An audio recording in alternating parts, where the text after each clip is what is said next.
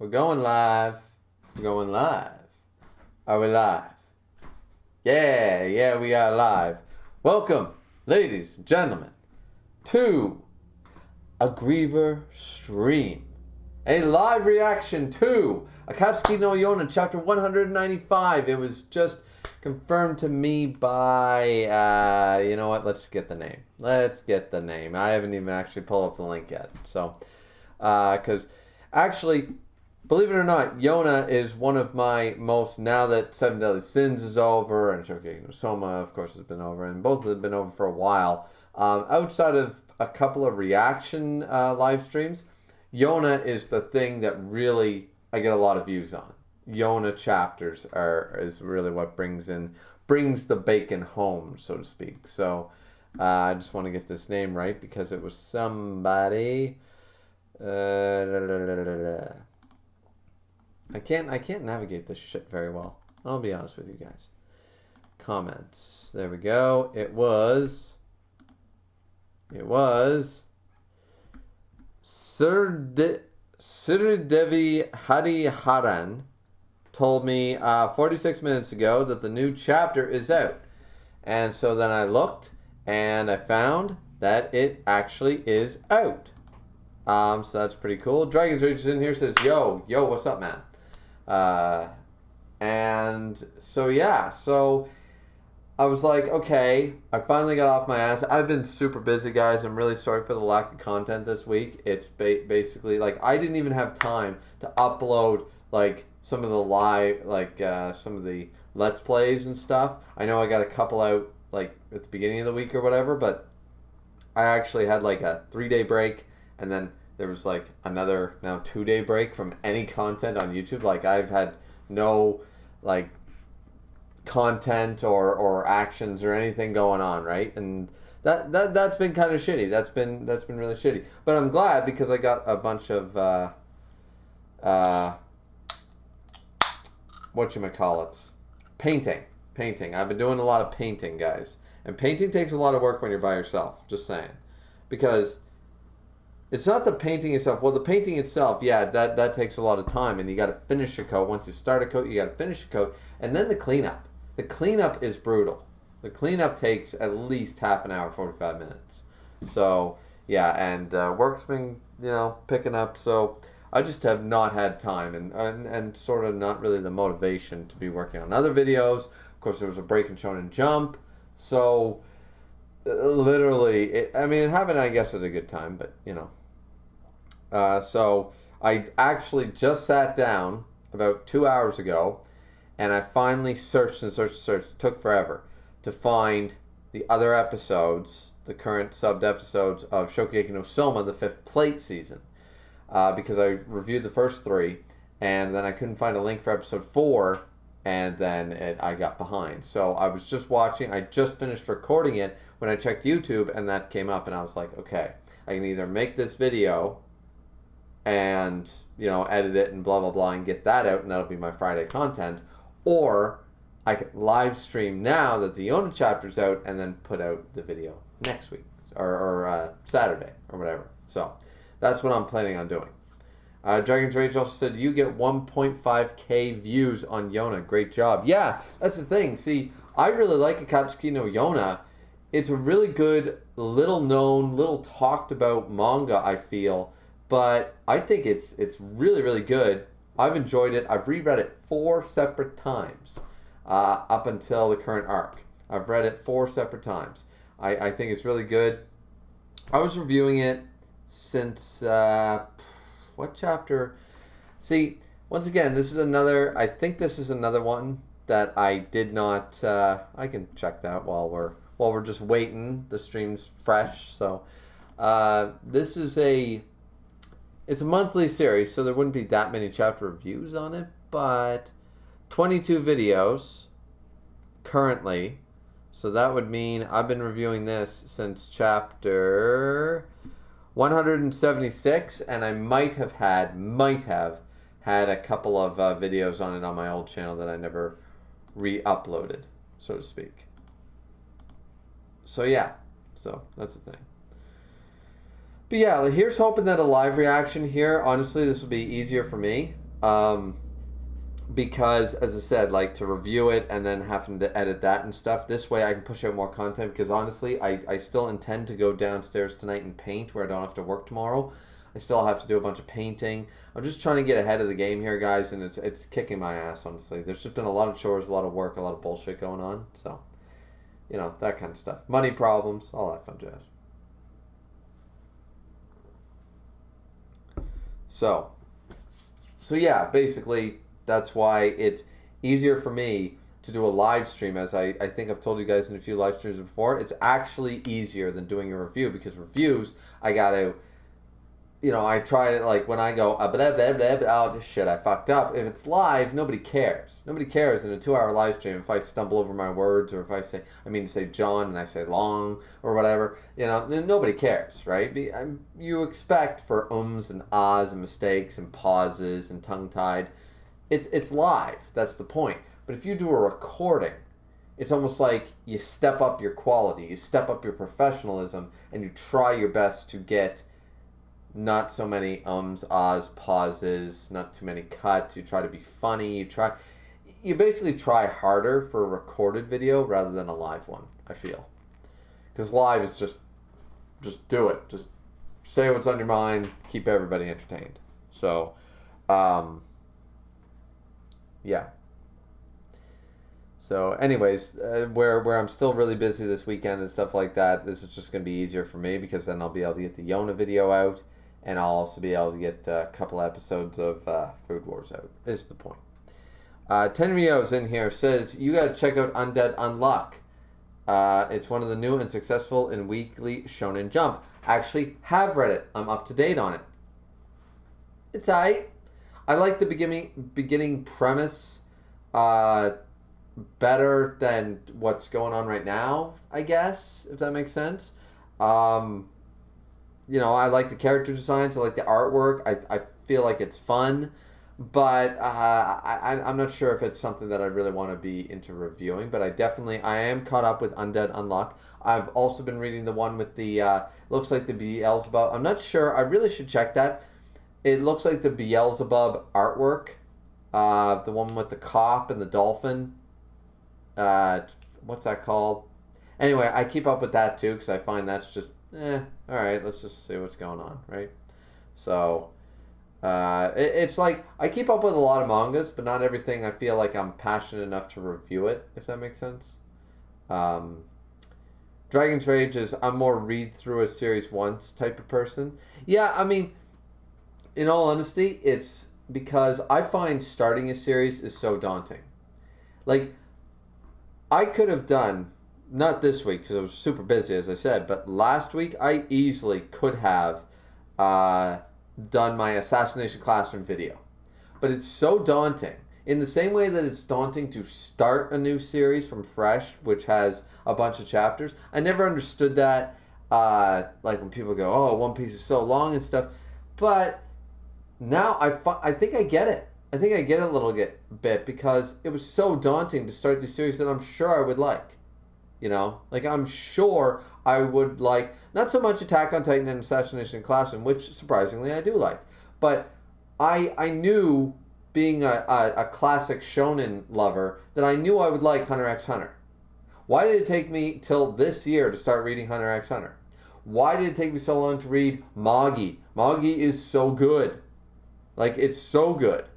You know, and what was another one I started? Anyways, like, that's my point, is that you said you're more of a read through a series once type of person. For me, it was just so much easier to just reread a manga I already knew I liked, so I didn't feel like I was wasting my time. Does that make sense? Like, it's hard to get me into a new TV show. But once you get me there and you sit me down, okay, then I want to keep watching, right? I'm that type of guy. Getting me started is impossible. Let's see. Tenryo says, what's your favorite video game ever? Probably Ocarina of Time or Majora's Mask. Legend of Zeldas. They're my childhood. They're classic, you know, along with the other N64 games like Donkey Kong 64, Super Mario 64, Mario Kart 64, all those fun things, Gauntlet Legends. You know, I always loved those. Like, I grew up, so we were poor, So I got a seg. When I was growing up, we were quite poor, so I didn't get video games. Like I remember it was my grandparents that actually sent the money to buy me a Game Boy Color, and I got Pokemon Yellow when it first was new.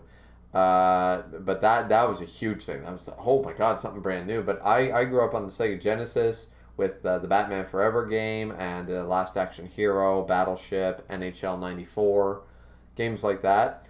And it wasn't until the Nintendo 64 that we actually got our own console. Me and my brother got our own console for ourselves, and it was super exciting. We were basically like those kids in that video like 15 years ago. It was all over the talk shows before YouTube, and it was like, Nintendo 64, oh my god, that kind of thing, right? So I'd have to say they're probably my favorite games because I still go back and play them and love them.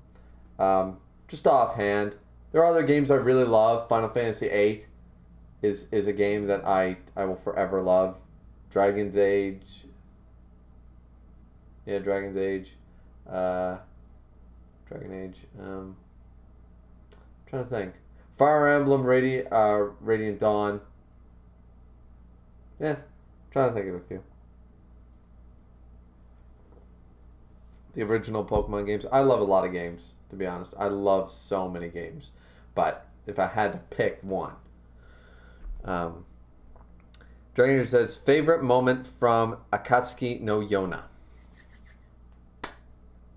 Favorite moment. That is a tough one. That is a tough one. I'm a huge fan of Zeno.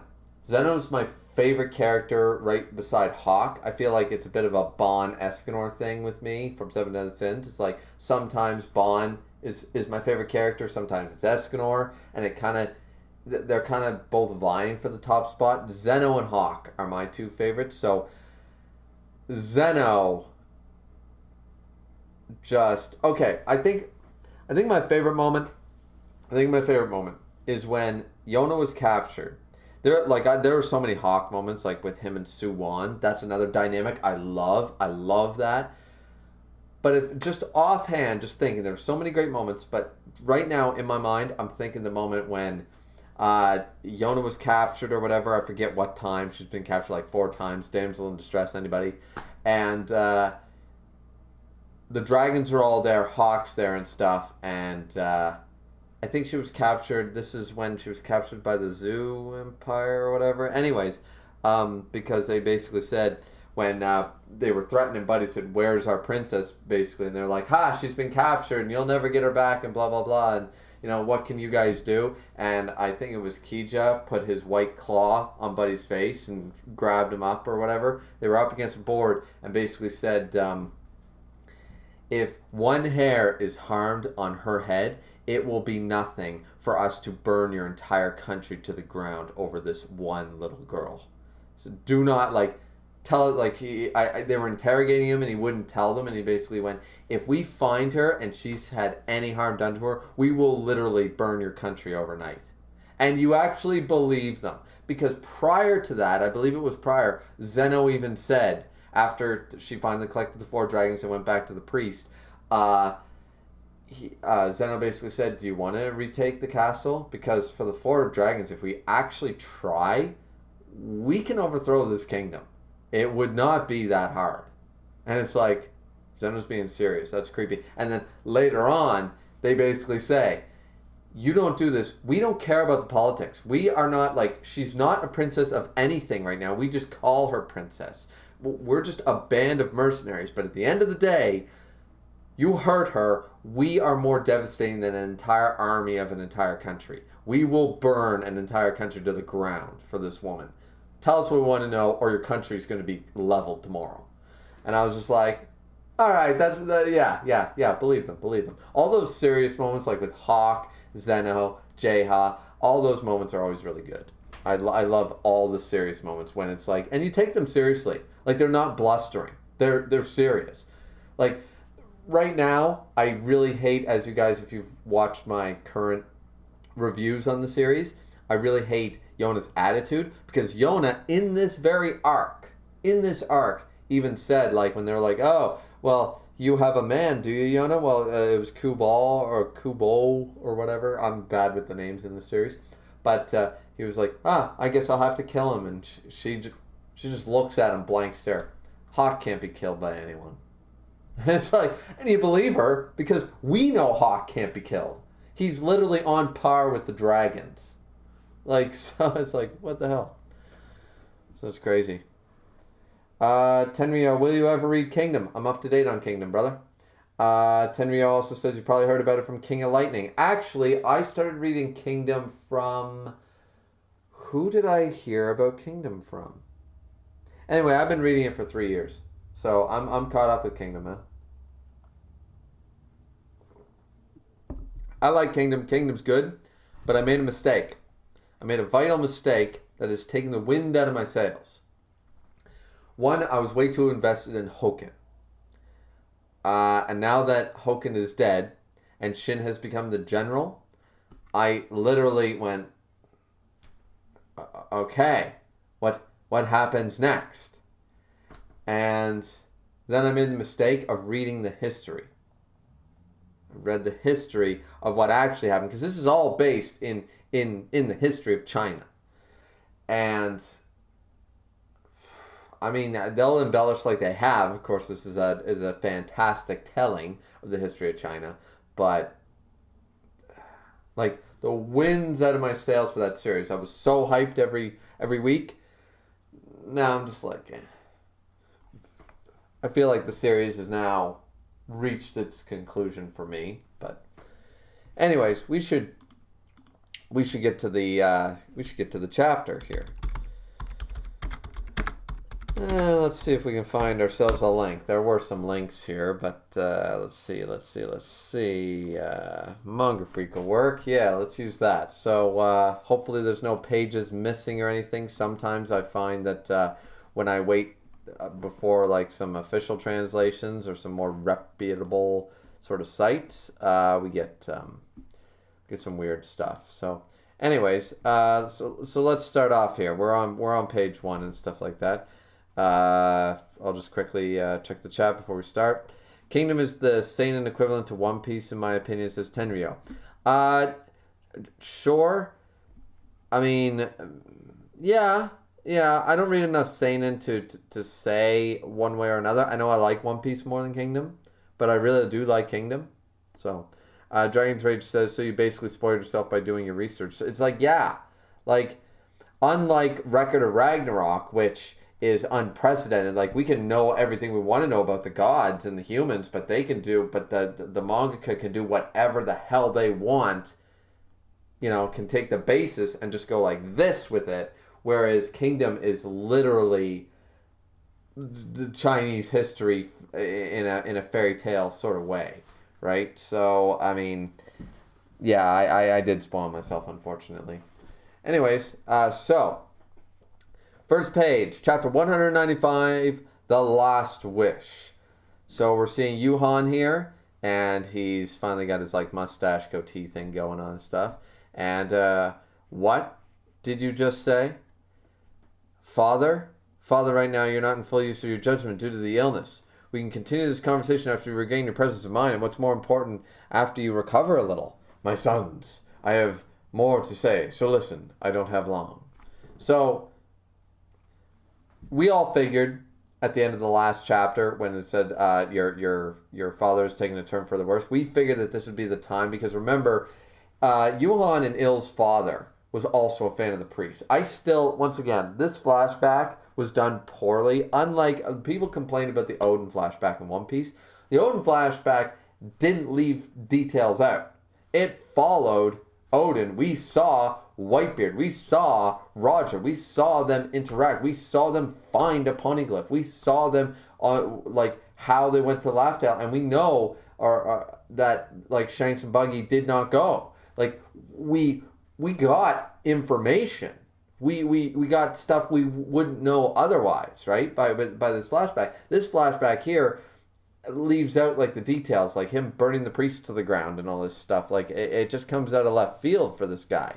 So here, already in page 1, we're getting information we already know, that he was passed over. Now, later on, there was a flashback way earlier in the series where we saw soo-won, they were reminiscing about their childhood memories, and soo-won talked to his father about that, and soo-won basically, and Juhan basically said that I don't need to be king. I can support my brother Il just fine and all that stuff. And we've gotten that they were really close as brothers.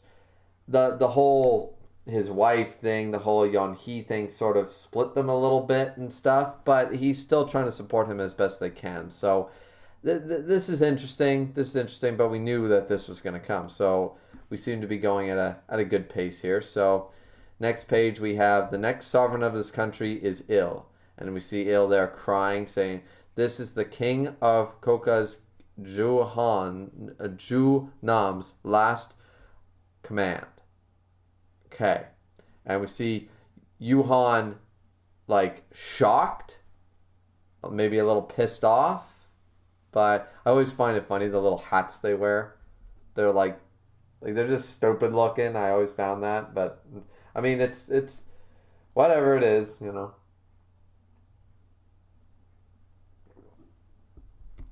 So 2 days later, His Majesty Ju-nam breathed his last. Okay, so already it's been announced that Juhan will not be the sovereign, will not be king.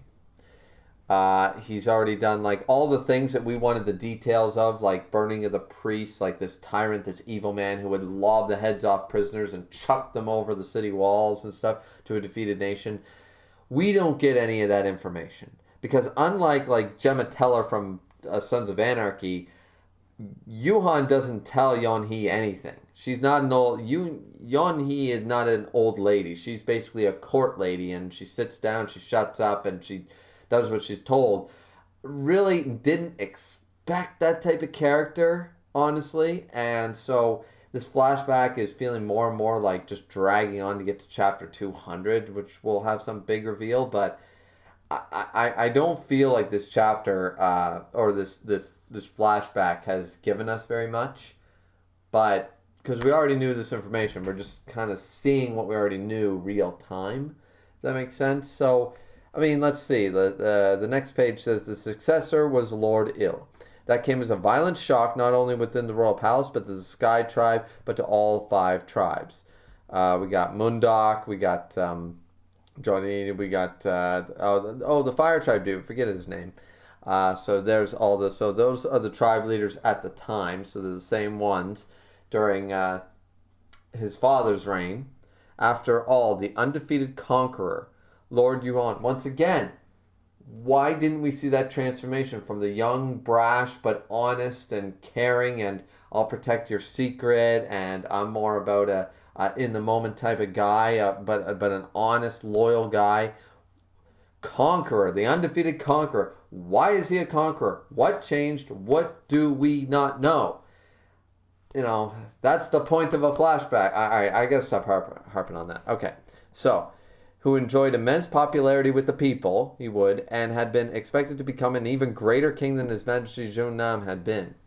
Even Lord Yun himself. So we see Juhan, and we can assume that this is real. Why? Why Il, old man? Il is a waste. He's not up to the task. Okay, so now we're seeing a much different side to him. What happened to this man? This is not a man who would be...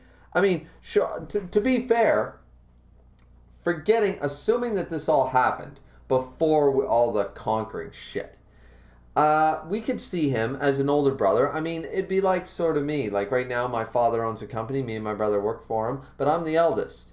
If all of a sudden he decided, we're both capable, we're both electricians. If he were to hand the reins over to my younger brother after I've been doing like, you know, stepping into his shoes, doing more and more customer, doing more of the day-to-day to run the company, being a sort of middle manager of the company, and then all of a sudden he retires and hands it to my brother, I would be like, Luke's not like no, I still love my brother, but I would be pissed off and I'd be like, that's not fair. He doesn't deserve it. I deserve it. I'd be selfish like that. So I would get that. But here, because of the conquering thing, we don't understand. Now it's total. We're losing every single thing we liked and knew about the character. That little time jump screwed everything over because now this is a character I don't even know. This is not the character that sat there talking to the mother of his wife, you know, saying, well, don't worry about it. I'll try to take care of you, and I'll keep her secret. Everything will be fine. This is not the guy who fell in love underneath a tree in a meadow with a a hawk, a raven, wandering around, like on his arm. This is some bitter, spoiled. I don't even recognize him. Like, do you guys feel that way? Like, as I said, if you had taken this shot as a spoiler before the last couple of chapters, I would have been like, okay, I can kind of see it. As I said, like with my brother analogy, my comparison there with the company. But here, it just, I don't know. And then, why wasn't it, alright, so next page, why wasn't it I? And we see him stressing, and then there's Yeon-hee there. After the temple ceased to exist, His Majesty, Jeonnim, and Lord Il had previously offered their prayers at the Crimson Dragon King shrine in the underground of the castle. Ultimately, Lord Juhan concluded that they never forgiven him for condemning the priest to death. It became very painful to him, because he had tried to protect me.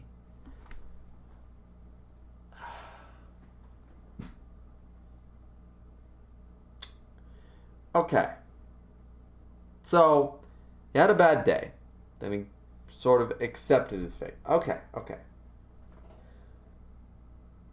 Why isn't this resonating with me? What is off about this? Is it just the fact? Is it the flashback thing? Do I have to keep harping about that? But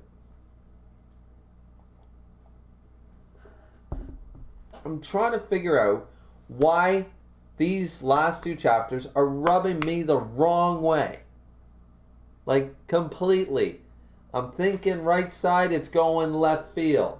I'm thinking home plate, it's in the bleachers. Like, what? So, I understand now, I guess, like, we were so invested in the whole Il didn't want soo-won in this chamber and stuff, right? And we're still all waiting for Zeno to go down there. But is it seriously just going to be like, well, you're the son of basically my devil of a brother, and no, like, you don't deserve to be down here, I blame the child? That's going to put Il in a really bad light. Like, this flashback basically tried to show us that Juhan was a good guy. Then it screwed it up. Now Juhan's still a bad guy, but we still don't know the reasons why. And now Il's looking worse and worse and worse by comparison. Ultimately, Lord Juhan concluded they never forgiven him for the condemning the priest to death. But why? Where's that conversation? What did he say to the high priest? What private conversation behind closed doors was Yeon-hee not privy to, and why did he burn them to the ground? Was it a Gobi situation? That's what we all assumed, and that's what we still believe. That high priest was literally going to use the blood and usurp the whole throne. He's going to take power away from his father, and he did all this for his family or something. That's what we wanted to hear. That's what we wanted to know. I'm not saying that Juhan can't, at the end of the day, be a bad guy. And that both brothers are horrible people. Bad kings, bad people. That's totally possible. And I'm okay with that. But stop jerking us around. This is all beat around the bush stuff. I don't get it. It became very painful to him because he tried to protect me. But yeah, but why burn the priest to the ground? You're literally the Lord. Your Lord Juhan was not chosen. Okay, so there's soo-won and Yona playing. There's the ladies. Lady Yeon-hee. Yeon-hee is feeling worse. There's Kashi. Don't overexert yourself. Helping her out. I'm doing as much as I can because I had thought of raising the successor to the throne as my role. But now, of course, he's not the successor to the throne. So now she's, So it's Kashi. Okay, this is all right. Kashi, you sense that Yona is the Crimson Dragon King, right? Is that connected to Lord Il's being chosen as the king? Good question. Okay, let's see what Kashi says. Did you tell His Majesty Jeonnam of it, that she's the Crimson Dragon King. Kashi says, whether I did or didn't, this fate won't change. And now Yeonhee is sweating, going, then is my role already over? No, it was never my role to begin with, is what she thinks. In spite of the blood you carry in your veins, you're merely a human being. That child, too, has no special powers. And we knew that. Okay.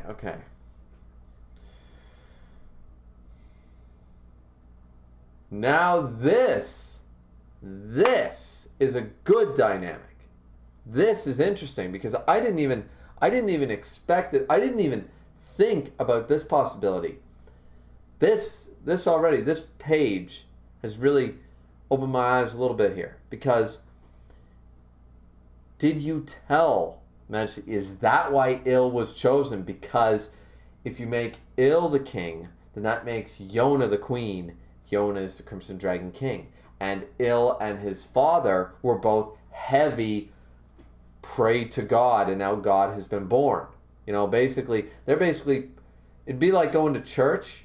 It'd be like being the prime minister or the president of a country or a king of a country, and basically finding out and being of a certain faith, being of Catholic faith, of Christian faith, right?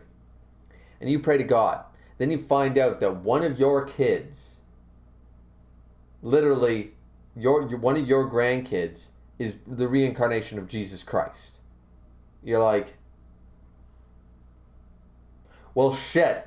The reincarnation of Jesus Christ got to be the next in line. I don't care what, red tape I got to cut through. I got to make that shit happen. Didn't even consider that Kashi would have told or talked to the king. And now, that seems like a good possibility.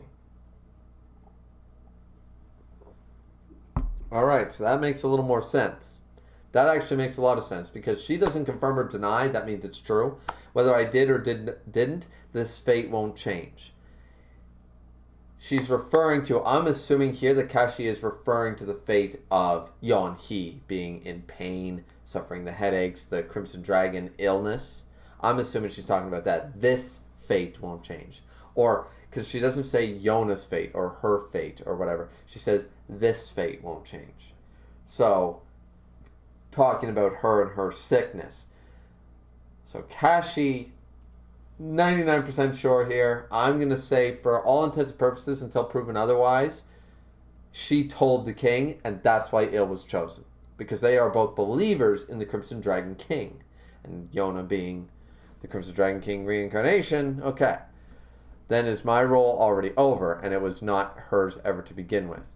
So, but she fabricated. Yeonhee is almost, I won't say delusional, but she basically had no, like, all the people in her village that were killed, or that weren't killed, like her mother that was killed and stuff, that carry the blood of the Crimson Dragon King, they all have basically almost deluded themselves or something, like, oh, we carry that blood and stuff. And here's where Kashi basically says, in spite of the blood you carry in your veins, you're merely just a human being. That child too has no special powers, even though Yona is actually the reincarnation of Hiryu, is the actual Crimson Dragon King, not just carry the blood, like soo-won.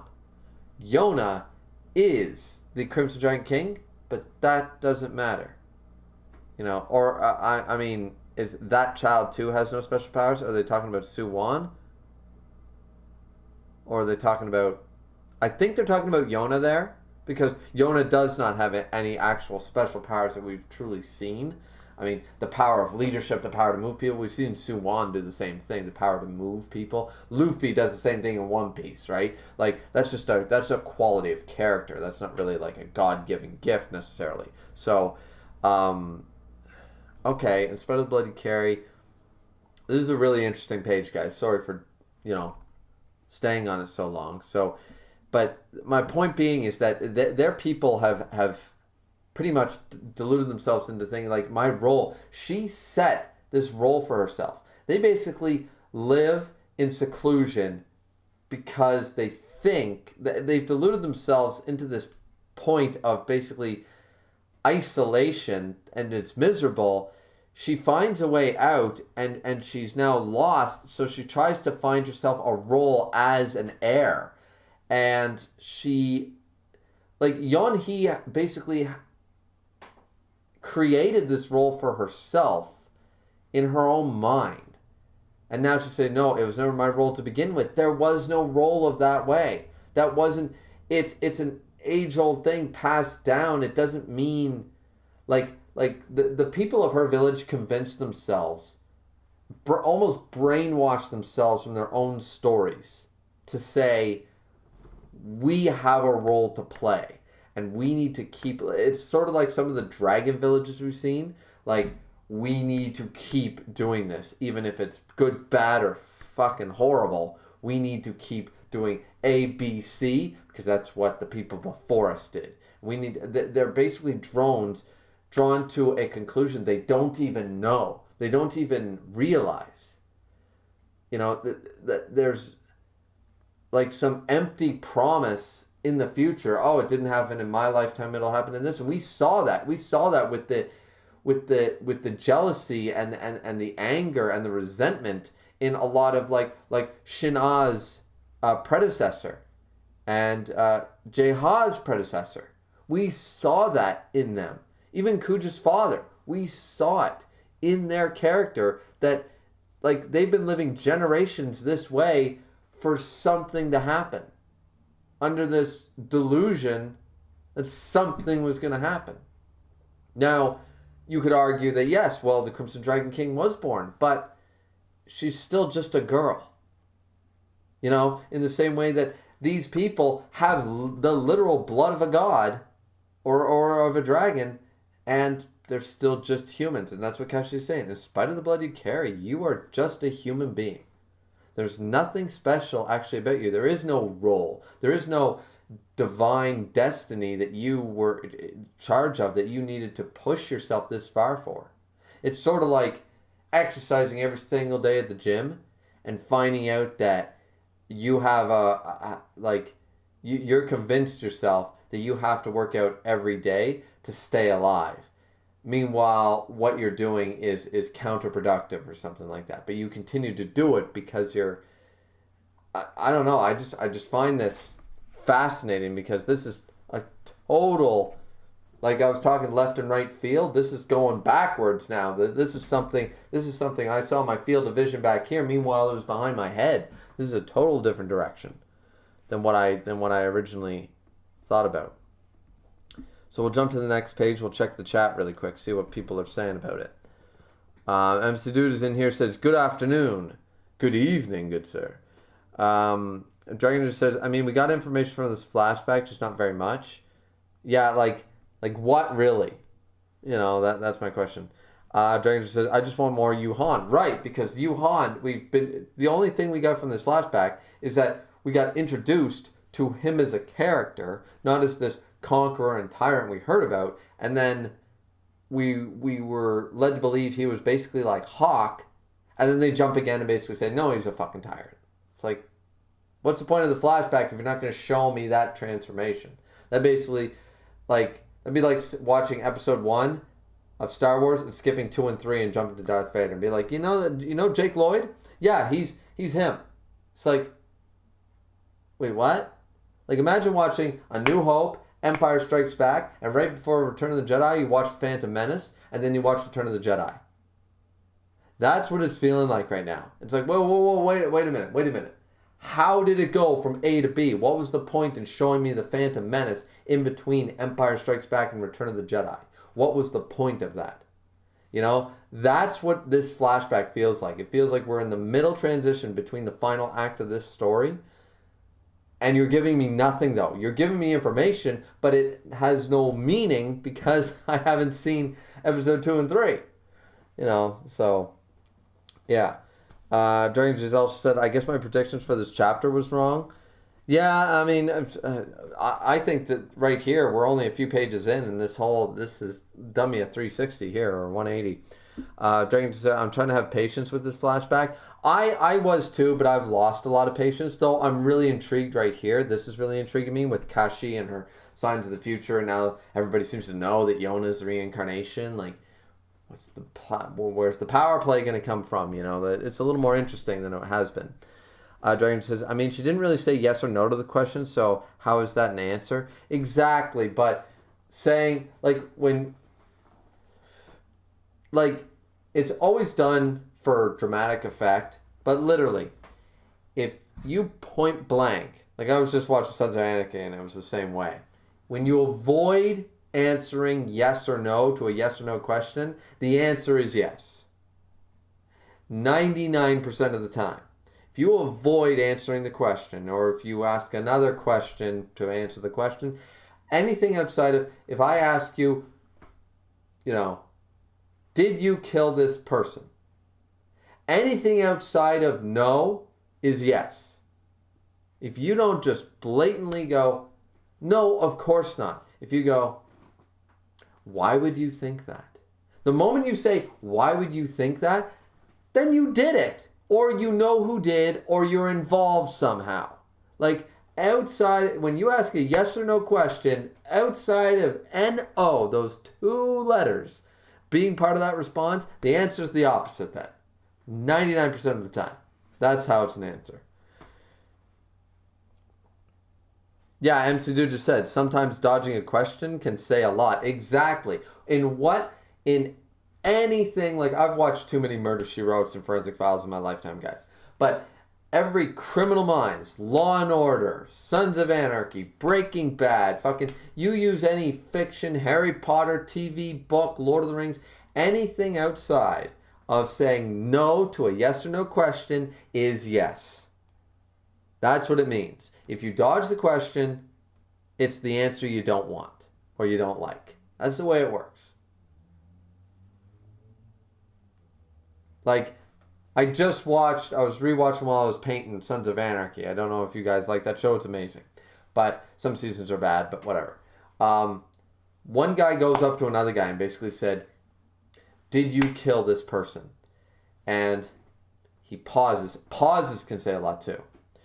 And he says, I don't know who's been filling your head with these ideas. Right there! Right there! Like, we already know, as people who've watched the show, we already know that, yeah, he did kill ABC.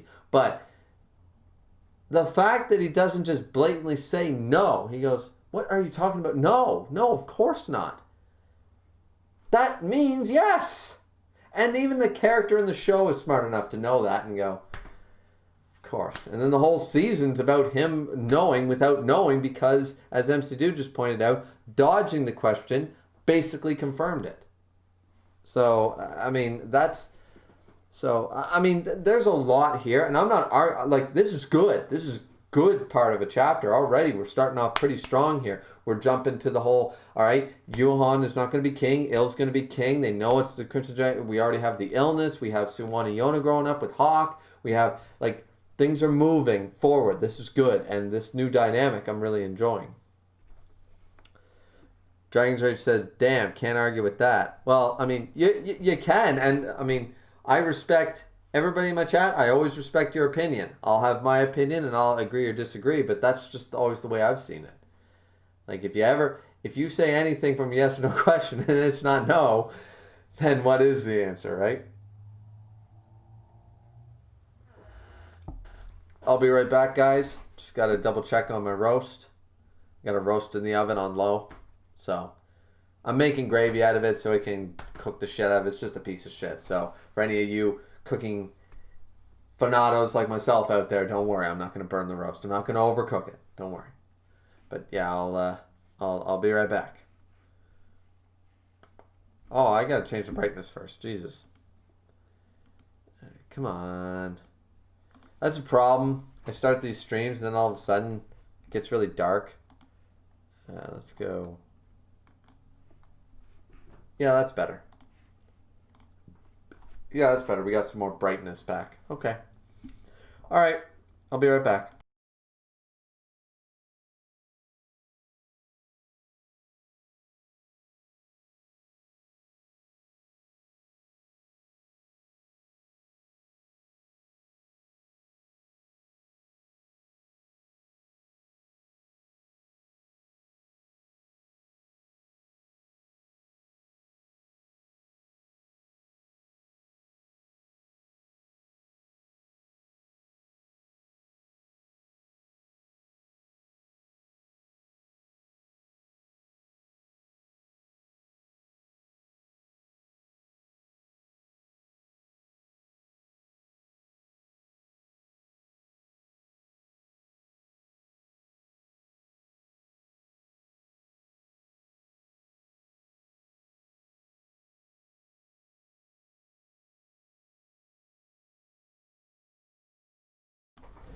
Roast is doing fine, ladies and gentlemen. Just in case you were curious. I'm using a piece of crap beef I got for a few bucks to make a really tasty gravy. And then I'll turn the rest into stew meat or curry or something like that. Because that's the problem sometimes, guys. For any of you who like a nice rare roast beef, and that's the only real way to have it, rare to medium rare, the problem is that you don't get a lot of drippings, you don't get a lot of flavor because you haven't cooked the crap out of it to make a really good gravy, like a really, fresh homemade gravy. You basically have to take a piece of meat and roast the shit out of it to get a really good flavor gravy. So, depending on what cuts you can get for cheap, you can basically do both. So, this time I'm making a really good gravy.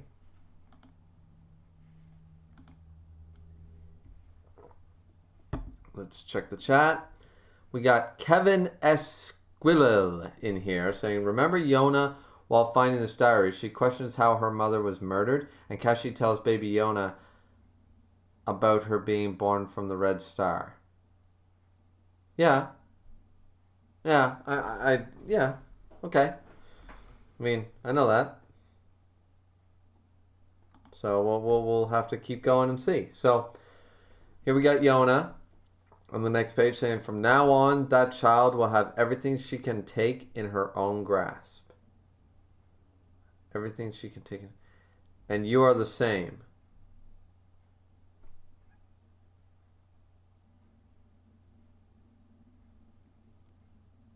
Kashi is pretty harsh. I mean, to be fair, her side of her face is burnt off, but will have everything she can take in her own grasp. Yeah, up until... Yeah, okay. Yeah, up until she gets basically thrown out of her own palace. But I mean, she was a spoiled brat, so that's right. And you are the same. That's unfair. She lived a whole secluded life in a piss poor village. That's like, no. You are the same. I have never taken anything in my grasp. Yeah. You tell her, because this poor woman was basically, Yeon-hee. No, that's not fair. That's not fair. That's basically taking someone out of a third world country at the age of 20 and then they win the lottery. Like, you can have anything you want. It's like, yeah, they suffered for 20 years. Leave them alone. They deserve that sort of shit. It's not going to heal the 20 years of living in poverty. Like that. No. I don't agree with that, but let's see what Kashi has to say. Maybe I'll agree after I read the next part. Lady Yeon-hee, if there's anyone who is happy just because you're alive, can't you have faith in that? What does that have to do with that, though? You're basically saying you're a spoiled... Like, Yona's going to be a spoiled brat, which she was, and Yeon-hee, you are now a spoiled brat. And it's like, no, I'm not, and that's accurate. But then she jumps to, if anyone who is happy just because you're alive, can't you have faith in that? It's like, yeah. And I'm sure that soo-won and Juhan are happy she's alive. And she has faith in that. I wonder about that. If I'm not there. That's what she's wanted. Throb. And now we're seeing her fading out. Lady Yeon-hee, the truth is, I too want to talk more with you. Well, that's sweet, but also sad, because I'm assuming this is probably one of their last conversations. And Yeon-hee collapses. So maybe Kashi saw, in her vision, she saw that this would be the last time they would get a chance to talk or something.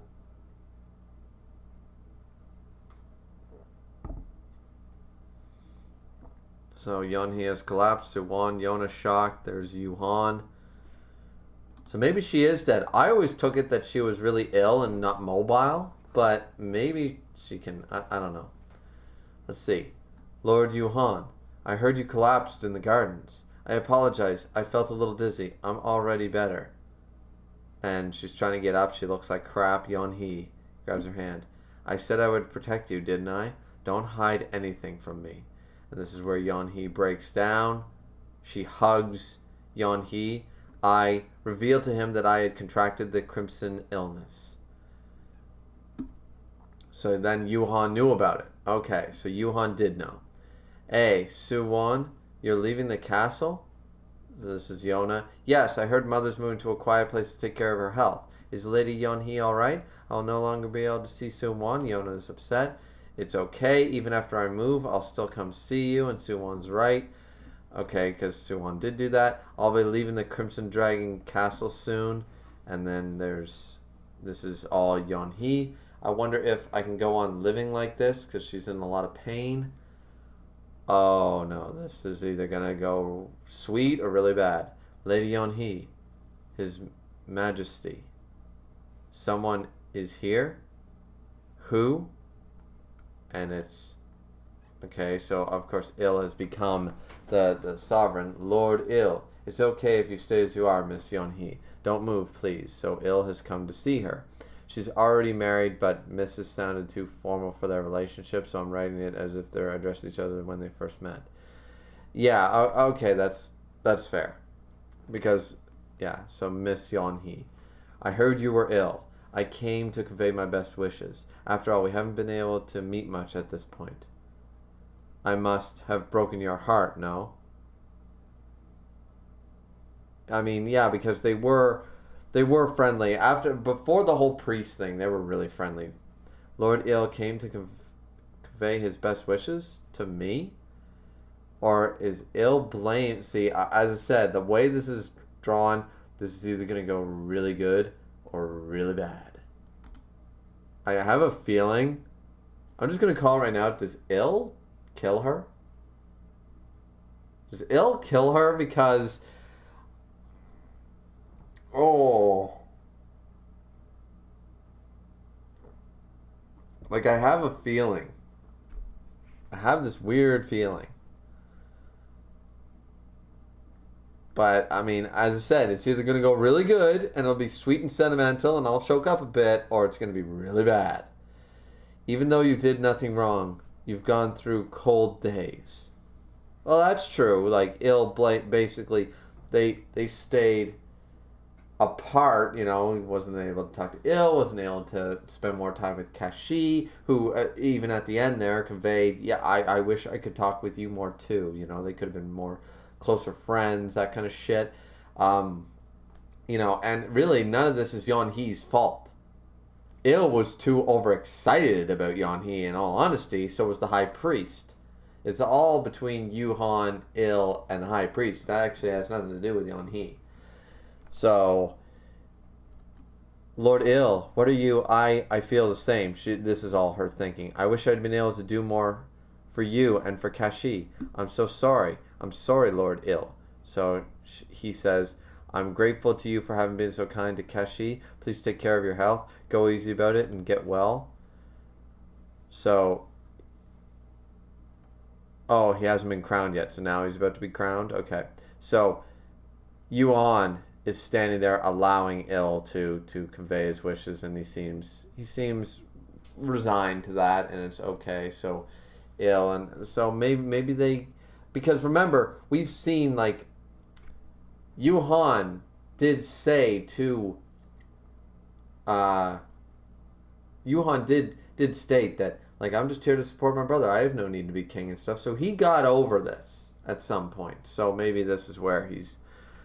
You know, maybe he realizes mistakes later in life. Who knows? Okay, so Il got crowned. We see Jodo and we see Juhan at the coronation. So then how was the coronation? This is Yonhee and Juhan in their chambers. It sure was subdued. There was no cheering at all. Everyone was looking at Il's crown with a darkened expression, as if at a prisoner of a defeated country. But Il kept himself dignified through the entire ceremony amid that atmosphere. As for me, I was getting angrier and angrier at the sulking populace. And then, okay, so she still has some life in her because we're getting a chibi. What? So, is this where Juhan has resigned himself? He was angry at first. As I said, I understand that anger. It's just kind of coming out of nowhere right now with the character that we're supposed to like, we're supposed to sympathize with. Then we get no information why he turned into Darth Vader, and now we're supposed to be okay with him again. Like, which Juhan is this? Is this the Darth Vader or the Anakin Skywalker? I gotta know. because I still don't have the answer. But either way, he's probably going to say,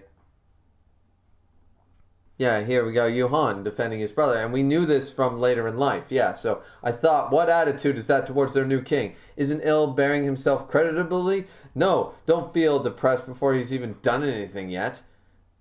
The only one who shouted, long live his majesty Il, was Munda. Just like that guy. Okay, so Yeon-hee. So this is a lighthearted. This is nice. See, once again, just give me the Conqueror information. Give me that information. Let me know so I can be on this dude's side, because I don't know. Am I rooting for goddamn Darth Vader or am I rooting for Anakin Skywalker? I have no idea. And that's a problem. Like 5 minutes ago, I just suggested, okay, maybe Il really is the bad guy and he's about to murder Yeon-hee. But, like, that only became because his flashback is twisting us all over, not giving us the answers we deserve. It's 200 chapters, guys. Come on, we can know. You're giving us an entire flashback. You've spent months. You've spent, like, this flashback has gone on longer than the Odin flashback, certainly by page number for sure, and it's not stopping. So why can't we have the answers? You know?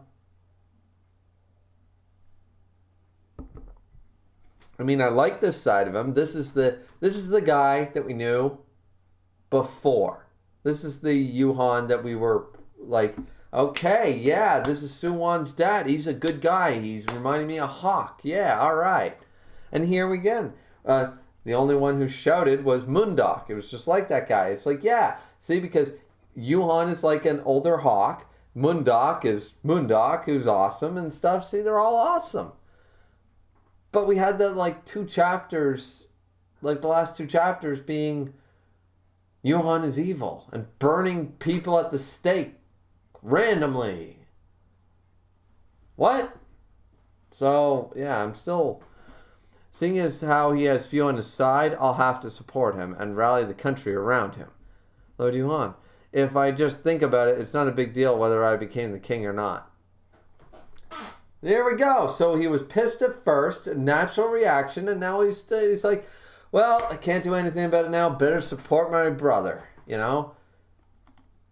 Good for him. And then, see, we're seeing the Hawk in him again. He goes, my dearest wish is to protect the royal house and its people. From now on, I'll keep helping my little brother and fighting on the front lines. So, like, he doesn't care. It's just like Hawk. Hawk's like, soo-won, all you have to do is, like, marry Yona, and then I'm yours. Because I'll protect both of you. I'll be the, you know, like, he's got such a Hawk attitude. Once again, last 2 chapters, what the fuck?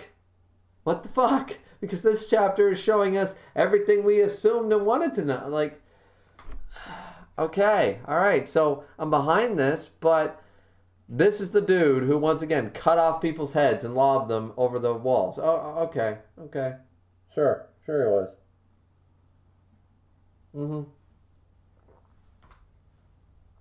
Yeah, he tried to burn children at the stake. Yeah, sure he did. Yep, okay, yep. Why do I not buy this? So anyways, this is so far a really good chapter, guys. I gotta say, you know, because I probably haven't said it enough. Really good chapter. So Yeon-hee is saying he hasn't changed from the time we first met. That's what I'm thinking. She's thinking what I'm saying. Here we go. Lord Yeon-hee is still thinking of Lord Il. Maybe this is what I wanted to see. It's what we as readers wanted to see, because this is right. This is accurate. You skipped a certain... It's kind of like... I feel like this flashback is basically the history of Germany. So there was 1938, and then there was 1946. Wait a minute, I think you missed some years. Nope, nothing happened. No, I'm pretty sure there's something called Nazis. No, never happened. You know, literally the black spot on the history, and they ignore it. It's like, it's the same thing right here. It's the same thing. It's like the mangaka themselves are being like, this is like the manga is Germany, and that information is such a black spot that we're just supposed to, yeah. So he lobbed heads off, and he threw them, and then he burned children at the stake, and he destroyed an entire church. But then, like, he burned a whole religion to the ground. But then he's a really good dad, and he got a mustache and a goatee, and he's willing to support his brother, you know, and he's a good guy. What? Like, Jesus. Anyways, so Yeonhee's just saying what I'm feeling. It's all good. Those two definitely will. It's all good. Come to think of it, today was the first time I saw Kashi properly, and I don't understand what kind of woman she is at all. Kashi, says Yeonhee. Kashi is... No, enough. You get some rest already. The tea is here, sir. If I may, Lord Juhan. It's about Queen Kashi. The other day she told Lady Yeonhee a most singular story. She said Princess Yona is the Crimson Dragon. Oh, who is this? So this is the maiden. This is the maiden. She's like the handmaiden for Yeonhee. Is she going to stir some crap up? Because who is she? Is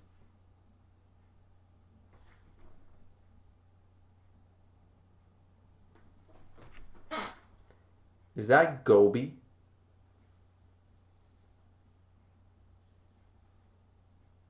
I don't know where I'm thinking this shit. Like, Ill's gonna kill Yeonhee. I know. I feel like I'm being just like paranoid, but I feel like, is that handmaiden Gobi? It'd be really interesting and explain a lot of shit. Because right here she says it's about Queen Kashi. The other day she told Lady Yeonhee a most singular story. She said that Princess Yona is the Crimson Dragon King and that is somehow connected to His Majesty Il being chosen as the king. What story is that? I also think it's quite. But I remember one thing. Okay, so that she's fading in and out. After the temple was burnt down, Lady Yeonhee asked me just once. Okay, so they're going to find out that Kashi... So this is where Juhan is going to find out that Kashi is one of the priest's children or whatever. Priestess, I should say.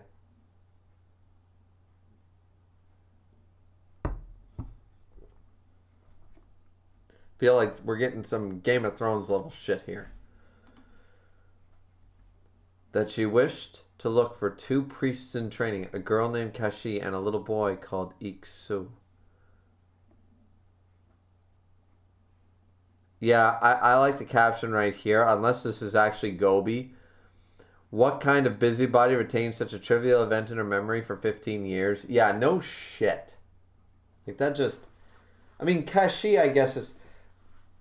Maybe it's not a common name or something, but still. Yeah. I agree with the, what do they call it? The margin. The in the margins text. What kind of busybody retains a trivial event like that for 15 years? Like, yeah, no. Yeah, so that's a bit of a stretch. But, okay, so. So then we have soo-won. Mr. Min-so. Oh, it's Min-so. 7 years old. The book you lent me was super interesting. 8 years old and 7 years old. You've already read it? I'm returning. Min-so is only a year younger than soo-won? What the fuck? Okay. Somehow I thought he was younger. Anyways. Amazing. It took me 5 days. Ah, Mr. Ki... Oh, it's Ki-suk. Ki-shuk. 15 years old. So he's a few years older than them. He's, you know, he's a teenager and they're just kids. Okay. Want to read it as well, Mr. Ki-suk? Huh? I prefer military strategy to medicine.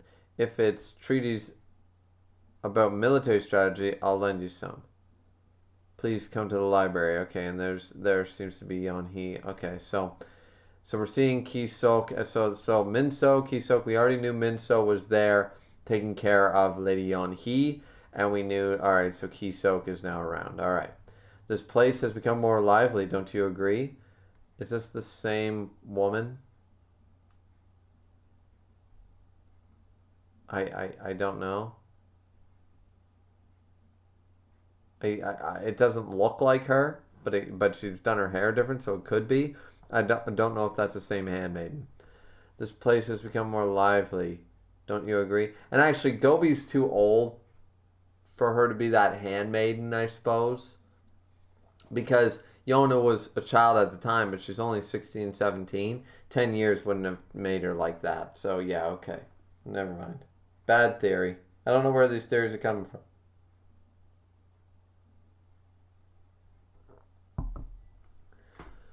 My apologies. Even my son Min So is under your care. Okay, so just once again, not her. So, or I mean, it still could be, I guess. But my apologies. Even my son Min So is under your care. What are you saying? The one chattering the most is soo-won, isn't it? Yeah. Minso is a quiet child and Kisok is inconspicuous. Besides, since you came to this place, I've been a little more at ease. I'm much obliged, so spending some good time. There's no specific medicine against the crimson illness. Now I've been just managing with sleeping medication, but that's only natural, right? This illness is similar to a curse after all, and she looks like shit. But I've calmed down after I moved here. That's surprising. She moves away from Hiryu Castle and she gets better. Like, not better, but she's calmed down. That's interesting. Because it's sort of the opposite of the dragons and their strength. I'm reminded that today an illustrious guest is calling on your ladyship. No, that's right. Queen Kashi is coming by invitation. Lady Kashi? I've invited her. Hee hee. Oh, so they're gonna... The proper thing would be for me to go to the castle, but she was worried about me and was gracious enough to come here instead. Soo-won, is Yona coming too? Yes, I think she's coming. Yay. Let's all play together, Mr. Min-so, with Princess Yona. Would it be okay for someone like me? Of course, Mr. Ki-suk, you too. I'm fine, thanks. Okay. So they were all, at one time, well, we already knew that from seeing the flashbacks with Yona, Hawk, and Soo-won. But Soo-won being a very happy, bright child, Hawk being adventurous. Now Min-so and Ki-sok are involved, you know. The tragedy that is to come, I suppose. The visit of Kashi and Yona to our residence never happened.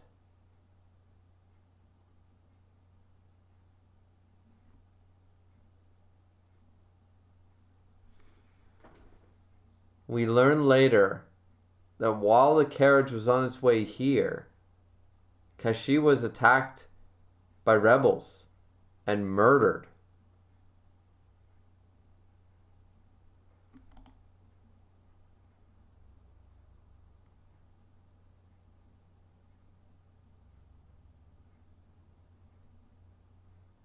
Yona wasn't in the carriage and escaped the tragedy, so she wasn't coming along.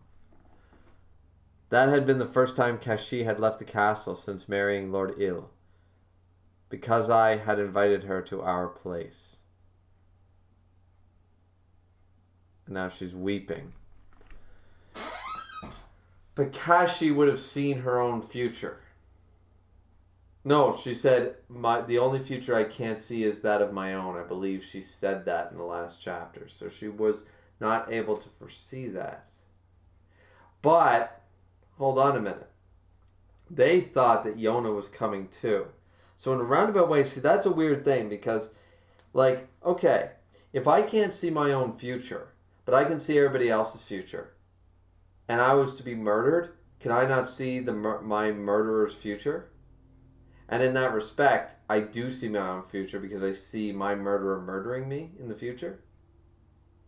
A bit of a paradox there going on, but this leads me to believe, maybe I'm thinking too deep about this, but Kashi knew, because she said, I wish we could talk more like this.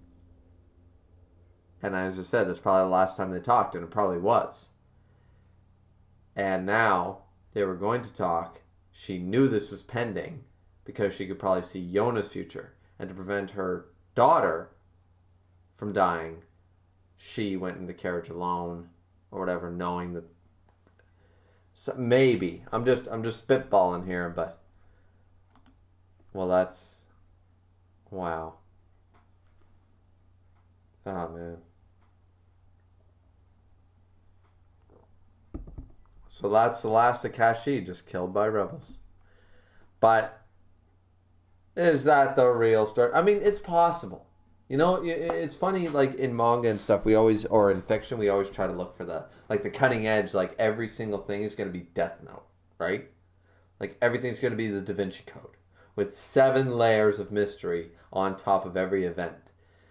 Sometimes a shonen protagonist's parents are just normal people. You know, like that kind of stuff. They don't always need to be important, right? In the same way, maybe Kashi was, because we know that Il was not well received. Juhan was the loved one who was supposed to be king. You know, it's not unprecedented for rebels to show up. Look at the whole fire tribe thing literally in this manga in the present day. That was a whole thing going on, right? So rebels is not, look at all the crap that's happened to Yona and the group since the beginning of this manga. It's not unsurprising that some rebels would attack a rich carriage and wouldn't be Robin Hood levels about it. Sorry. So it could be something done by Juhan. It could be something just random attack by rebels. We'll probably find out, but if we never do, I'm going to assume that it was just an attack. I don't know if Juhan would do that. Hard to say. Then, Mother, I'm off. Okay? I'll stay a while in the castle before I come back. Yona will be crying a lot, you see? Yes, be there for her. Okay, so this is after Kashi, probably a few days after she passed. So soo-won is going to go to the castle and, with the grieving Yona and stuff like that. Yes, be there for her. Send me a message if something happens, okay? So soo-won goes to the castle. Juhan comes in. How are you feeling? I'm fine. She's really tired. His Majesty ill. I wonder how he's faring. Juhan says, I'll go see him later. You make sure to eat and sleep properly. Yeah, Juhan's going to go see him. Of course, because, your brother's wife dies. You got to go be there for him. His Majesty ill too, must be crying. Go console him. And now she's in a lot of pain. And he kisses her and says, I know, the Crimson Illness. Since I married you, I've hated the Crimson Dragon King day in and day out. That's fair enough. Okay, and so now we're seeing the more evil side. So what if he was the first king? So what if he's a god? I'm not going to let the things that are precious to me be destroyed. Okay, so now we're seeing more of the evil side of him. We're seeing the Darth Vader in our Anakin again. Okay. To be fair, I'd do the same thing for my wife. If I thought, killing a couple of people that I don't know would extend her death sentence. And, I know this is live on YouTube. I don't really care. It's that whole analogy about a train. Like, do you save 500 people on the tracks or do you save your wife? Well, sorry, 500 people. I guess you're going to die. Wasn't there a movie about that like 2 years ago? Like the whole push the red button, thing? Same idea. Somebody will die when you push that button, but you get money. And it was like a whole thing. So, so I'm not going to let the things that are precious to me be destroyed. I don't know why. See, this, once again, I think we're implying here that Juhan might have something to do with Kashi's death. But for some reason, I sort of doubt it. Because Juhan killing, it was like the killing of the priest things was more to prevent a Gobi thing, assuming that's, once again, we don't have that information. The flashback was supposed to give it to us. We don't get it. It's annoying. But the priest thing can kind of be understood. What would killing Kashi accomplish? To save her from the illness? It wouldn't. So getting her killed doesn't do anything. So I don't think Juhan was involved. Could be, but I don't think so. So Lord Juhan, I'm happy because I have you and soo-won, so just a little longer, let us be together, please. My last wish wasn't to be forgiven. My last wish wasn't to be forgiven by the gods. Lord Juhan died 2 months after that. And that's the end of the chapter.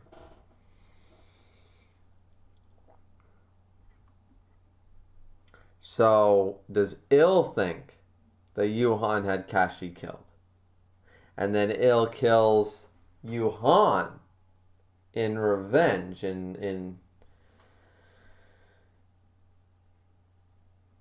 Okay, so that's the chapter, guys. Let's check the chat. I'm sure the chat's got a few things going on, but okay. So Kevin also says, I come to question, is Yona the target for Juhan knowing the identity of her and his hatred for King Hiryu, aka Yona, because of what happening to young he? I mean, potentially, yeah, but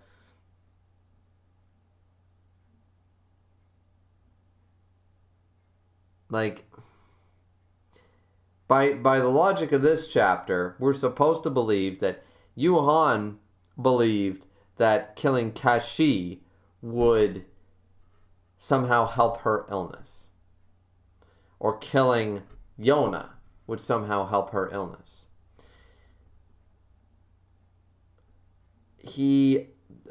There's no way he reached that conclusion. I don't see how he would have ever reached that conclusion. Like, if he was lied to and manipulated, like some Game of Thrones level shit, like 4 layers of Breaking Bad mixed with Death Note, okay. But he wasn't. Not that we saw. Once again, the flashback is supposed to show us that shit. And if it hasn't shown it to us, then I can only believe that Kashi was actually just killed by rebels. Juhan had nothing to do with it. Il thinks that Juhan did, and Il killed Juhan in a mistaken vengeance. That's where I'm led to believe right now.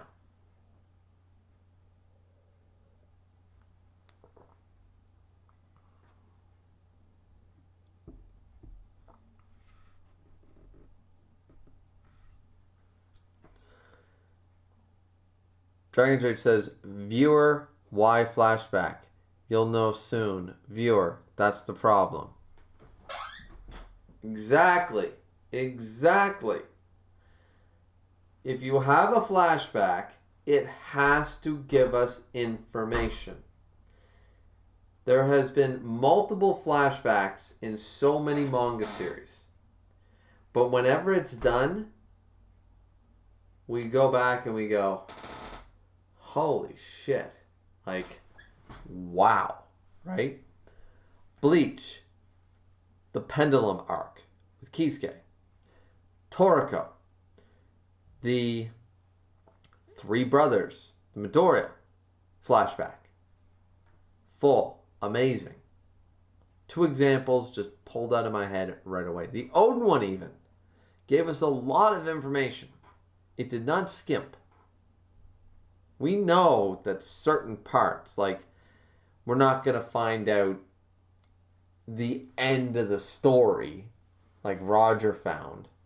But we still found he named Laughtail and all that. There was a lot. This flashback, I feel like this is the first chapter that actually gave us something relevant to the present story. Like, for example, right now in the story, if we jump to a flashback about Hawk's parents, at the end of the day, if they are never relevant to the present day, is the information good? Yeah, but stop wasting my time. Don't give me a flashback about Hawk's parents or Mundok raising him or, the Lily's upbringing. Like, is it good information? I mean, sure, but is it relevant? Does it matter to our real storyline? Remember, this is a linear storyline. So in a linear storyline, if you're not progressing the story, you're failing as a storyteller. In this way, this flashback has given us so little that I would call this a fail flashback. I've enjoyed the flashback for the most part, but it's fluff. It's like, we don't need to know the adventures. Would it be awesome, like we've always talked about with One Piece, would it be awesome to have a One Piece prequel? The legend, like One Piece Legends, and follow Garp and Roger in their prime. Would that be awesome? Absolutely. Would it be relevant to the current story of Luffy and the Straw Hats? Not whatsoever. It would be a dead stop. Because no matter how many chapters Oda gives us of that story, amazing as it would be, we would still be in Wano at the end, with none of the stuff we see mattering in the grand scheme of things. Seeing the adventures of Roger, like, cut out the important bits, like him finding Laughtail and the information about that stuff. Cut that shit out. Just Garp versus Roger. Not God Valley, not any of that, but just him first starting out when he first found Rayleigh and forming his crew. Basically, East Blue Roger. Follow a whole arc of that. Would be awesome? Yes. But is it relevant? No. So you can't do that. That's what spin-offs are for. That's what anime OVAs are for. That's what movies are for. You don't give us information that stops us dead in a storyline that's linear.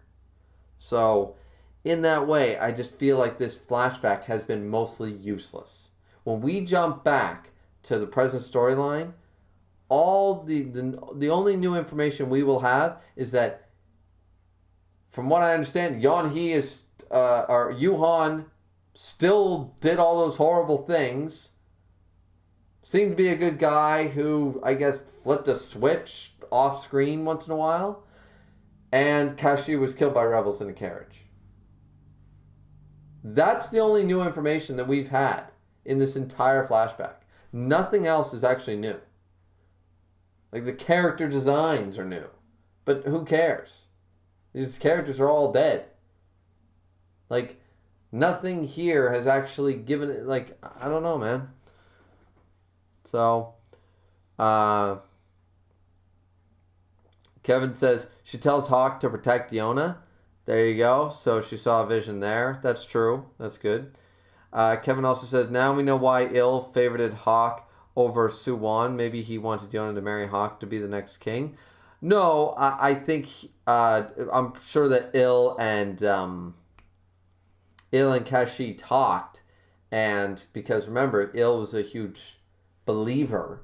So Kashi probably regaled Il with all her visions and what she saw and what was going to happen and this, that, and the other thing. So I'm going to assume that that's why he chose Hawk. Because Kashi basically saw the future. Dragon Judge says, Juhan is kind of like Two-Face, one side good, one side evil. Exactly, but the problem is we don't see the evil real time, so the flashback hasn't really added anything. We all assumed before the flashback that there was more to the story. We get a teaser that there is more to the story, and then we don't see the more of the story. Kevin says, remember the kidnapping of Yona and also the look he gave to Yona when visiting soo-won with the trio? I mean, yeah, it's entirely possible, but once again, Il is not a very well-liked king. Most of his own tribes hated him by the time of the present storyline, and rebels is a common thing when you get a king. Like, put it to you this way, if Queen Elizabeth II dies and Charles gets crowned king, people aren't going to like that too much. Not that monarchy is like it's not the 11th century and they have all the power anymore sort of idea. They still hold a lot of power if they want to use it, but they don't. If William isn't named king, people are going to be pissed. I'm just saying. I'm not saying there's going to be a rebellion uprising and people are going to be killed in the streets about it, but because we're more civilized than back then. But the back then, sort of, and I say we're more civilized, but I mean, America's killed every good president they ever had. So, I mean, tit for tat, right? Let's see. Leah Mistel says, and welcome Leah Mistel, says, his target might have been Yona. He may see Yona and Hiryu as the same person because she's his reincarnation. Hiryu is the cause of Yonhee's illness that gives Juhan a motive. Fair enough. If he assumed, because they all assumed that Yona would be in the carriage, and maybe once again, as I said, maybe she foresaw the future of Yona and kept Yona at home and she went out herself. Maybe he did organize it in an attempt not to kill Kashi, but to kill Yona, and failed to kill Yona. Possible. I do agree. Leah, you could be absolutely right. Dragon's Rage says, I don't think Il did it. You don't think Il, killed Juhan? Jonah's in here. Jonah says, maybe they thought Yona was coming with Kashi. Exactly. That's what I just asked. Yeah, it's possible. And that's why the rebels attacked under orders of Juhan, who hates the Crimson Dragon King. Would the fans of One Piece, Dragon Rage says, would the fans of One Piece care that it wasn't relevant? No, they would be drooling over it. I would too. That's what I'm saying. I would too, but once again, from a storytelling perspective, it's shitty to do. It's not good. The only reason it would work with One Piece is because One Piece is over 20 years old with a fan base as large as any other manga series. That's the only reason that shit would fly. It wouldn't fly with a lot, and that's why I'm complaining now. If One Piece did it, it still would be bad. There's a reason Oda doesn't do it. He knows it would sell. That's not the point. It would stop the storyline. It would be halt, big red stop sign, and stop it. Just because we would like it doesn't mean it would be, you know, it's not built that way. So even though, as I said, and I agree, yeah, we wouldn't care that it was relevant, but that doesn't mean that it's not. And that's my point here, is that here, unlike One Piece, it's more easy to see that. Because we're not drooling all over the, it's Roger, stuff. Dragonder says, maybe we'll get a Juhan novel or something. See, this right here, this whole flashback would be better as a 0.5 chapters that they do sometimes. Like as Oda uses cover pages and stuff. Give us once in a while, just give us that 186.5. And we just slowly follow the story of, and it becomes relevant. Like Buggy's story in the cover pages, Crocodile's story in the cover pages. It becomes relevant when it's right for the story. So we slowly built this up to the point that Yona reads the journal. And then Yona reads the journal and it's one chapter and boom. We're all caught up. She reads the 0.5 chapters. That would have been a better way to do it. Because then you're not taken away from the main story. We've been taken away from the main story for 2020. 2020 has been a flashback.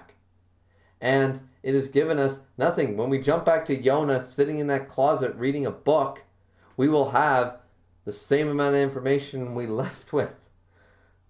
Like, in all honesty, we'll just have another mystery. That's what we'll have. Because Yeon-hee knew nothing. She didn't know the details about Juhan killing all those priests, burning everybody, or fucking chopping people's heads off. She didn't know whether Kashi's murder was relevant or not. She didn't know about Juhan's death and if ill killed him and all that stuff.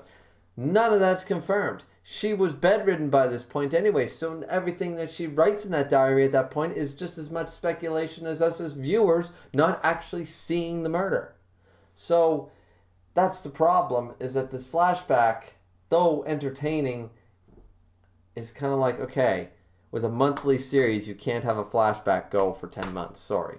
You can't have 10 chapters of flashback like Oda did. The difference is, Oda puts out 3 chapters a month. So when he does, it's only 3 months of Odin. This has now been like 10 months of Yona with no Yona.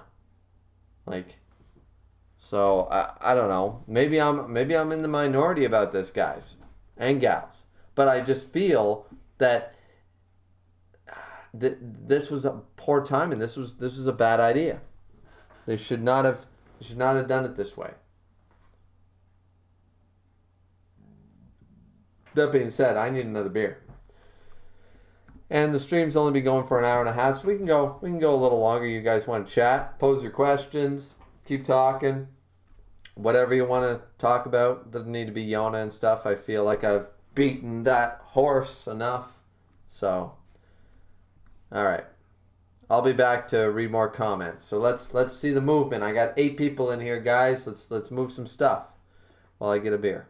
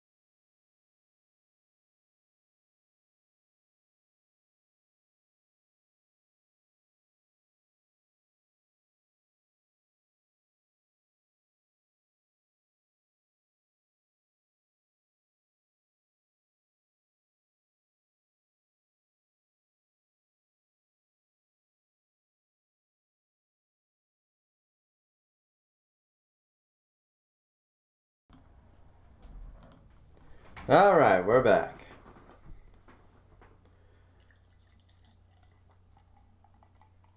I want it noted, though, guys and gals, I still really like Yona. I've been burned a lot in the past few years. Shokugeki no Soma, tried to defend it to the bitter end. It was crap at the end. Seven Deadly Sins, same deal. So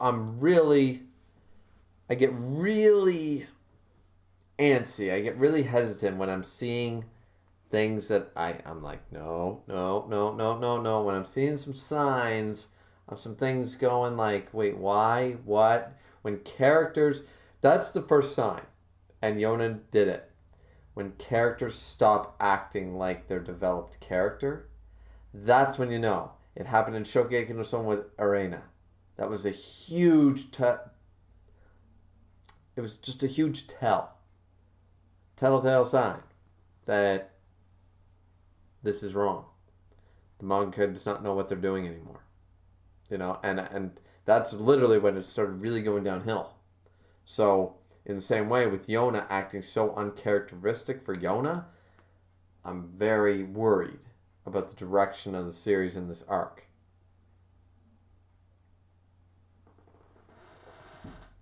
That being said, let's see.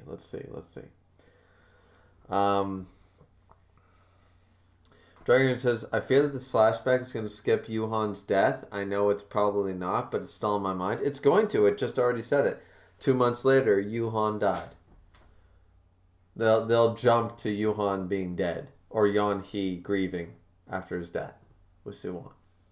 They'll skip that too. That's my once again problem with the flashback, man. It's not showing us the relevant scenes. It's skipping them. We already know. Juhan died. We need to see Juhan die for the flashback to be relevant. You know. Dragon said, by the way, off topic, 4Kids One Piece was hilarious. Yeah, actually it was. And that rap is still great. You know. We got Seto Kaiba or Brock or whatever, you know. There once was a man named Gold Roger who was king of the pirates. He had fame, power, and wealth beyond your wildest dreams. Before they hung him from the gallows, these were the final words he said. You know, like that shit, like, it was great. Kevin says Juhan already done enough suffering to ill who cared for the priesthood and thought of them as friends, and Kashi death and the question of hatred built in Juhan. I mean,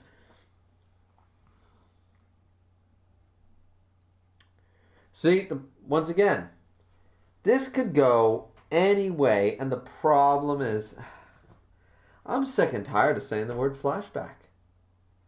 But it's still relevant, guys. The flashback is still the problem because it has skipped these questions. Like, okay, Juhan is built with hatred. Can we see that? Like, once again, my analogy with the Star Wars thing I think is relevant here. You go to Empire Strikes Back and you put Phantom Menace in the middle. Then you watch Return of the Jedi. What is the point? Like, it makes sense to watch episode 1, 2, and 3. I'm not saying that. And I actually like them. I like the prequels. But putting it in the chronological middle between, like, someone who never seen Star Wars. And you watch episode 4, episode 5. Then you gotta watch episode 1. You tell them that Jake Lloyd is Darth Vader. Then you move on to episode 6. You would sit there and be like, why did I watch 2 hours of The Phantom Menace? It has nothing to do with Empire Strikes Back, and it has nothing to do with Return of the Jedi. Because, yeah, it's history, but it's so old it doesn't connect because it's 30 years prior. And if you don't show the relevant scenes, like, you know, Anakin turning into Darth Vader and Order 66, the stuff from episode 3, if you don't show the relevant stuff from episode 3, then, like, seriously, like, you could probably show the scenes from the Clone Wars in episode 3 and stuff in between Empire Strikes Back and Return of the Jedi, if you were going to do, like, of course you'd have to make it different and stuff, but you could probably swindle that as a flashback scene to tell Darth Vader's story and then go. But imagine jumping, like, just watching Jake Lloyd in Phantom Menace and then jumping back to Return of the Jedi. It's just, that's what this feels like to me. And I'm really unhappy about that because the flashback isn't bad. The Phantom Menace wasn't bad.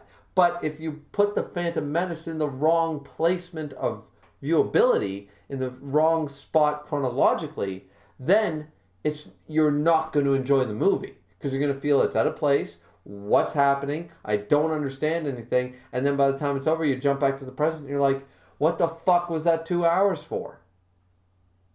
And it's not until 2-3 years later when you watch Attack of the Clones that it's like, okay, it's starting to make more sense. And then you watch episode 3 and you go, I get it. Like Christ. And the sad thing is, I'm using the only movie franchise in the world that is so goddamn out of order. It's stupid. But still, that makes more sense than this. Kevin, is Yona Juhan's target is the question now. That's true. I don't think so. I think this is another red herring. I think either both brothers are evil or neither one is. That's what I believe. Kashi wasn't killed by Juhan. Juhan did not try to kill Yona ever. It was all rebel factions. He did try to support Il. He was pissed off and stuff. I don't know about the priesthood and stuff incidents, but clearly the manga doesn't know how to spin it either. I think maybe wrote themselves into a corner there. Because you give us a Hawk character and then we're supposed to believe he, decapitate people. It's like, okay, no. And then you also have, from Il's side, Il probably didn't kill Juhan, or if he did it out of misplaced vengeance that he didn't realize, and, and it's all a misunderstanding, and it's horrible, and... Dragon's Rage, what is Yona learning from this flashback? I'm curious about that. Not much, probably.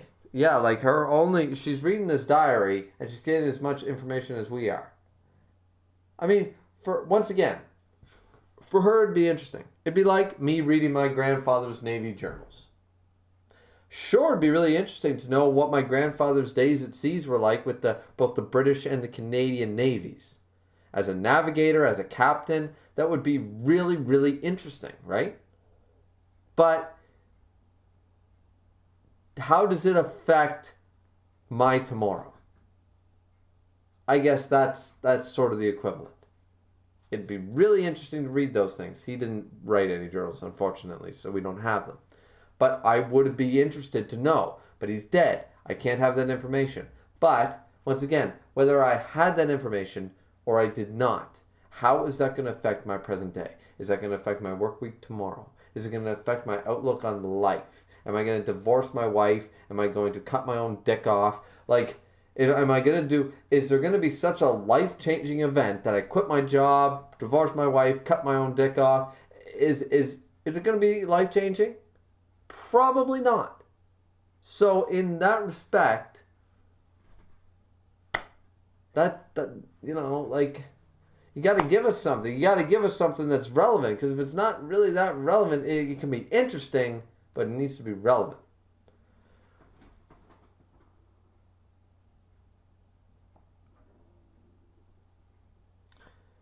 Meredith Mang has a message retracted. Kevin says, what does Yona do with all this information? She will need to process everything in the diary. We don't know if he killed Kashi. Can he be hiding something? I mean, yeah, and Dragon Trades also says, unless she's seeing something we aren't. I mean, it's possible. Once again, it's possible, but, I don't see what... We're watching this real time. From her writings, Yona's getting a third-party perspective on what we're actually seeing, which really, once again, is kind of irrelevant. But I don't know. I just don't know what's truly going on here. I don't know why they threw this flashback. I know why the flashback is a good idea, especially at this point in the story. It makes sense. But why? What am I as the reader getting out of it? Like, as I said, if I was a character and I read, journals about my parents and I never knew them, that's only relevant to me. But you listening to my autobiography, like, if I were to write an autobiography, I would probably talk about my parents, but I would unlikely to halfway through my autobiography say I found some journals. I would paraphrase. I would not go in and basically copy paste whole books in my own autobiography from my father's autobiography or my mother's and throw it halfway through my own autobiography. Especially with missing pages, which is what this flashback is. It's an autobiography with the missing pages. How we got married? Forget about it. When I murdered that guy? Nah, that's scrapped. When your kids were born? Forget it. It's just the mundane day-to-day shit. Let's forget all the important events. The funerals I went to, the weddings, first time I got drunk, my marriage, all that stuff. It just makes no sense. This whole thing doesn't make any sense.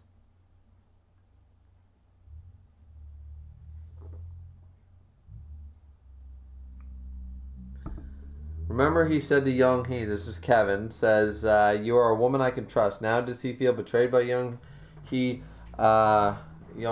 telling him about Kashi? I don't think so. Kevin, Il and Yona. I mean, once again, I don't think so. I don't think there's betrayal there.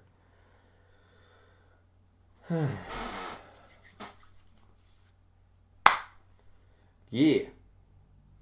So, anyways, point is, this chapter was good. I enjoyed the chapter standalone. Better than the last couple. I'm not sure if it's the best flashback chapter we've gotten. Maybe one of them. But definitely one of the best of the flashback chapters, for sure. I enjoyed it. It was really good. It made me think a lot, as you guys can tell. But at the end of the day, this whole flashback has been a big waste of time, in my opinion. So, yeah. Kind of like filler. It feels like a filler arc in anime. It's like, why am I not just reading the manga? Because now I've spent 6 hours binge watching a filler arc that doesn't matter. So. Dragon Judge says, I have a theory that Yona is going to find Juhan's journal and get his side of the story. I think it'd be more interesting if Hawk got Juhan's journal. Or Jodo presented the journal to Hawk or somebody like that. That'd be more interesting. Actually, Ki-sok is probably the one that would have that information or something. I don't know. There's so many ways that could go about, but that'd be cool.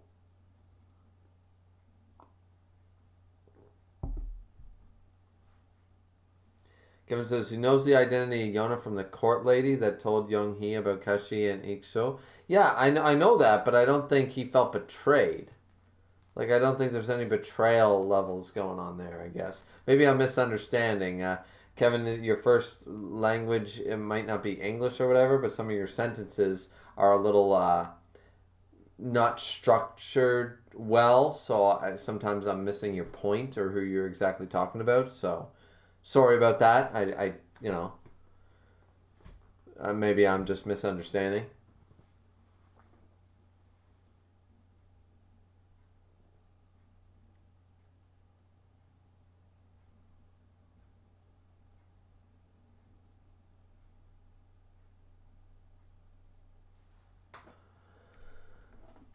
Anyways, guys, yeah, so I don't know what the next chapter is going to bring us. I think, unfortunately, like Dragon's Rage said, they'll probably skip Juhan's death, another relevant thing that could shed some light, have some information.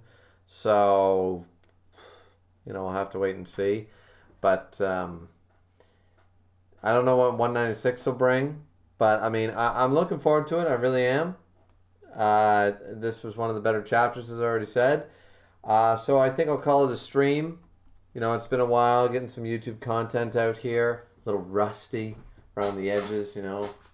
I'm going to wipe off that rust. Got to get some, you know, WD-40 on that shit. But anyways, yeah. So, I mean, I had a good time. I hope you guys did too. Pretty good turnout. I actually, it's one of those things where you expect, I sometimes I do a live stream and I expect like good traction and I don't get it. And that's really disheartening, like really disheartening. So I went into this one even knowing that my Yona videos are probably my best done videos month to month. When I get a Yona chapter review out, that's my best, like that's usually my highest view count and rated video and stuff like that.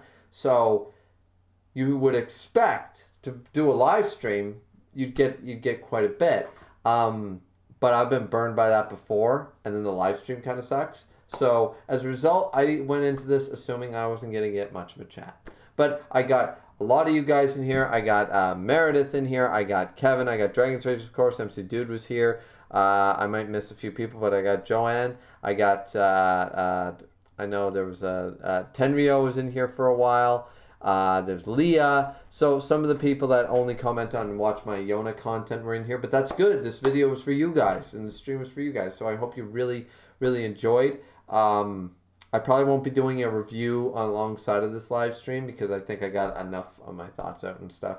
So hopefully this video does well, and we'll see if this video does as well view count after the fact as my other Yona reviews do. If it doesn't, I'll probably stick to reviews, just in all honesty, for the views. But we'll have to wait and see, because I had a lot of fun, and now we can get some more content out over the weekend, I hope. And because we were really slow, as I said at the beginning of the stream, we were really slow this week and weekend. So hoping to pick some traction back up and get off my ass and work on some more videos for you guys to enjoy. So anyway, we'll check the chat one more time. We got Kevin in here again, says that is a huge problem for Il, so I can believe why he had to kill his brother. It's absolutely possible, especially if he believes that he had anything to do with Kashi's death. Of course he would murder his brother, you know. That's natural. I think it's natural, you know. You kill my wife, I kill you. That's a, you know, tit for tat, eye for an eye, tooth for a tooth sort of idea, right? You know, very biblical. And considering he's religious, eye for eye, tooth for a tooth fits Il very well. And Dragon's Rage says later. So yeah, that's the end of the stream, guys. Hope you guys enjoyed. Like, comment, and subscribe as always. It's always very much appreciated. Drink responsibly as always, as I always try to, and fail to do so on most occasions. But thanks guys so much for watching. I suck at ending live streams. Later. Yeah, signing out. Peace out. Let's go. Sayonara. Bye-bye. Something else in